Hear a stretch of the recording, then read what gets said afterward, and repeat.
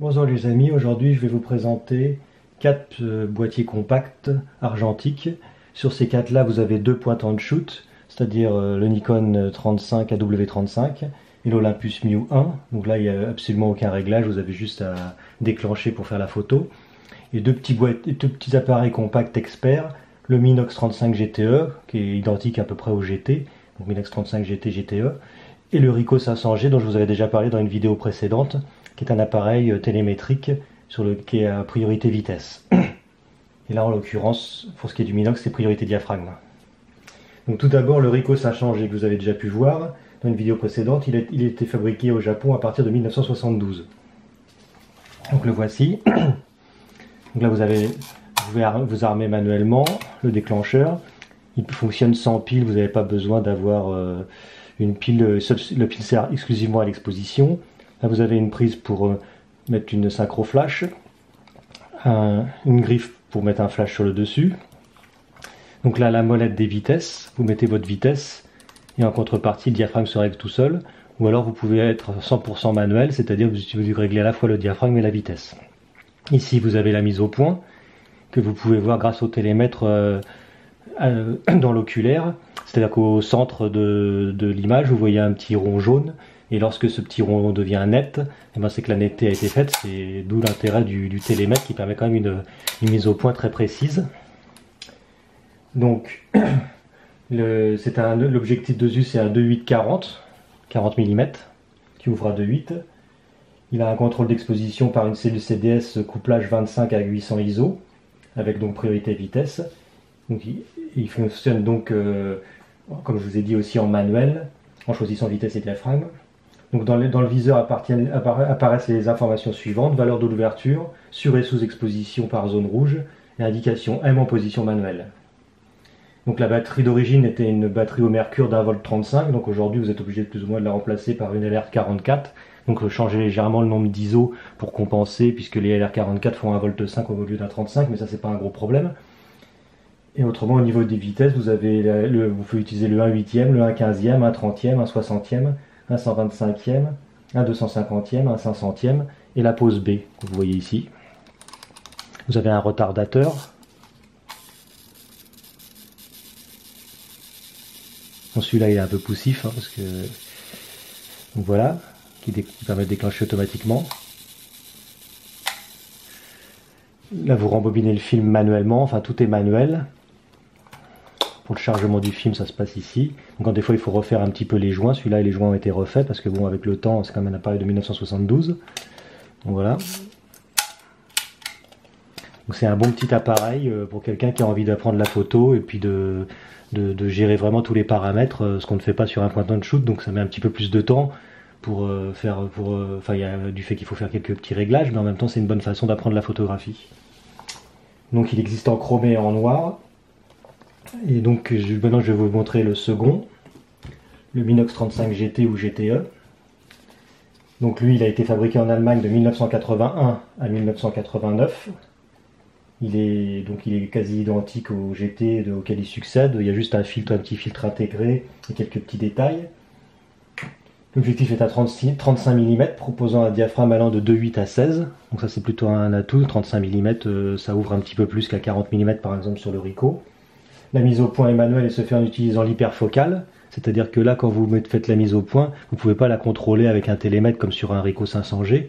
Donc vous mettez un diaphragme, mettons vous mettez le 8 de diaphragme, il y a une petite aiguille dans le viseur qui vous mettra la vitesse qui correspond, de façon à ne pas mettre une vitesse trop lente. Par exemple, s'il n'y a pas trop de lumière, il ne faut pas que vous soyez en dessous de 1/60e ou 1/30e, sans quoi vous risquez de faire un flou de bouger.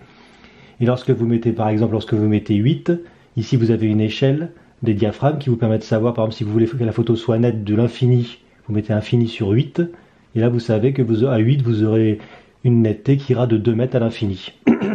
Donc là c'est un petit peu au jugé, mais compte tenu que c'est un grand angle, c'est un 35 mm, vous avez vraiment une marge de netteté assez importante, donc a priori il n'y a jamais de souci à ce niveau. Bon, la seule chose que je lui reprocherais, c'est une certaine fragilité au niveau de son diaphragme. Pour avoir eu plusieurs Minox 35 GT, j'en ai eu qui ont des soucis au niveau du diaphragme qui qui au bout d'un moment avait cassé, et aussi au niveau du déclenchement aussi, parce que c'est vrai qu'il est relativement fragile. Mais autrement, c'est vrai qu'une fois que il est tout petit, il rentre dans une poche, vous voyez, il fait la taille, il est plus petit qu'une main. Et une fois qu'on a commencé à l'utiliser, c'est vrai qu'on est tout de suite sous le charme, hein. Inox, ils étaient réputés justement pour faire des appareils très très petits. Vous voyez, la pellicule est même un peu plus grande que le bois, tellement il avait fallu faire un bosselage pour qu'il puisse, pour pouvoir mettre la pellicule. Vous voyez, c'est vraiment l'appareil le plus petit qu'on puisse faire en 24-36. Donc pour réarmer, on fait 2 coups comme ça et on déclenche. Là, on a un bouton qui permet de vérifier l'état de la pile. Là, on a un timer. Là, on a la petite molette pour rembobiner manuellement, comme sur le Ricoh, avec le petit bouton pour déverrouiller. Ici, on a les nombres d'ISO.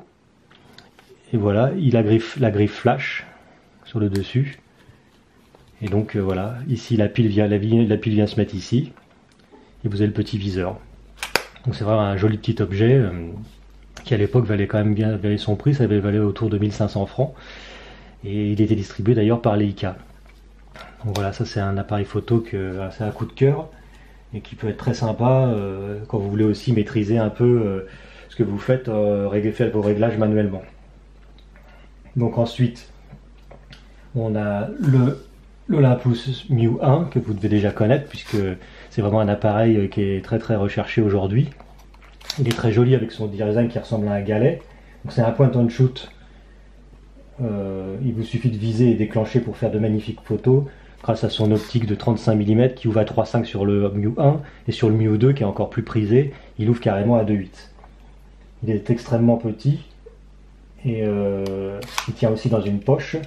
Et si vous avez ton local aujourd'hui, il peut atteindre des prix qui sont assez élevés puisque un Minox vous le trouverez autour d'une centaine d'euros, un Ricoh vous pouvez en trouver aussi à 50-100 euros. Bon, les Minox ça commence à monter peut-être autour de 150.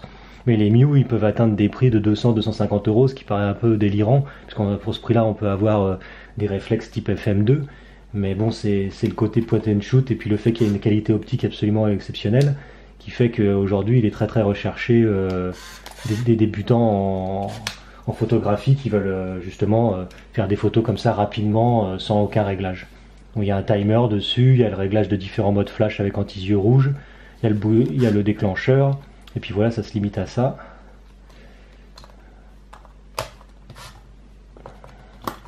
Voilà. Bon, c'est tout en plastique, hein, c'est relativement fragile. Mais c'est sûr que c'était une fabrication qui n'était pas faite pour durer. Mais ça n'empêche pas aujourd'hui d'avoir une cote qui est complètement délirante. Voilà. Donc le bobinage du film se fait immédiatement dès que vous mettez un film dedans. Donc ça, si vous en avez un, surtout gardez-le précieusement, hein, car ça petit à petit il vaut de plus en plus. Et puis voilà, faites de bonnes photos avec. Donc celui-là, je le conseille aussi, parce que moi c'est vrai que vous aviez des photos qui étaient aussi bonnes qu'avec un Minox et même que certains réflexes. Donc c'est vrai que c'est un bon petit appareil photo. Et pour finir, on a la W35 que je vous avais présenté récemment. Alors lui, c'est aussi un point and shoot, certes moins légendaire que le Miu, mais qui avait une très très bonne réputation au niveau de l'optique qui était très très qualitative. Il est un petit peu plus encombrant, mais l'avantage c'est qu'il est un peu tout temps. C'est-à-dire que s'il pleut ou quoi que ce soit, il est relativement... Enfin, l'eau ne pénétrera pas dedans, faut pas non plus le plonger dans l'eau, hein, c'est pas le but. Mais il est un peu... On va dire qu'on peut plus facilement l'emmener par exemple en bord de plage ou dans des endroits comme ça. On a moins peur qu'il lui arrive quelque chose. Ensuite, donc voilà pour les 4 coups de cœur. Donc moi, cette vidéo en fait s'adresse particulièrement aux jeunes générations qui veulent goûter au plaisir de l'argentique sans mauvaise surprise. Parce que je sais qu'aujourd'hui, il y a pas mal de retours à l'argentique, ce qui est plutôt une bonne chose. Je sais que les point and shoot ont donc le vent en poupe, particulièrement pour les adeptes de la street photographie et de la lomographie.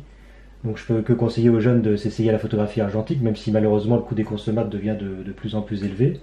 Parce que c'est grâce à ces nouveaux passionnés qu'on pourra faire perdurer l'argentique et inciter les marques à sortir de nouvelles pellicules et de nouveaux produits. D'ailleurs, je viens d'apprendre à avoir l'information que Leica allait ressortir son légendaire Leica M6, que je vous présenterai peut-être dans une vidéo plus future. Et il va donc comme quoi, pour que reviennent certains boîtiers argentiques, ça fait un petit peu, c'est vraiment qu'il y a un gros retour au niveau de la pellicule, ce qui est une bonne chose. On va peut-être un petit peu comme, enfin peut-être pas au point des vinyles, mais apparemment ça revient bien. Donc voilà, moi je comprends un peu qu'on veut revenir à du tangible avec des vraies photos en main et que bon, le virtuel c'est bien, mais bon, la photographie à la base, on a quand même envie de la voir sur un papier. Et je pense que les jeunes, bon, ils aiment bien faire quand ils veulent faire des photos pour les réseaux sociaux et tout, ils préfèrent utiliser éventuellement un smartphone. Et quand vraiment ils veulent faire des photos qu'ils veulent garder, bah, ils reviennent un petit peu vers l'argentique pour retrouver cette patte, qu'on peut bien sûr retrouver, qu'on peut en travaillant une photo numérique essayer de retrouver ce grain, etc. Mais là, on a vraiment l'original. Moi, je pense tout particulièrement pour le noir et blanc que l'argentique, ça reste quand même une valeur sûre. En ce qui me concerne, j'ai tendance à faire du numérique en couleur, mais en argentique, je fais exclusivement du noir et blanc. Voilà. Donc sur ce, je vous dis à très bientôt et bonne photo.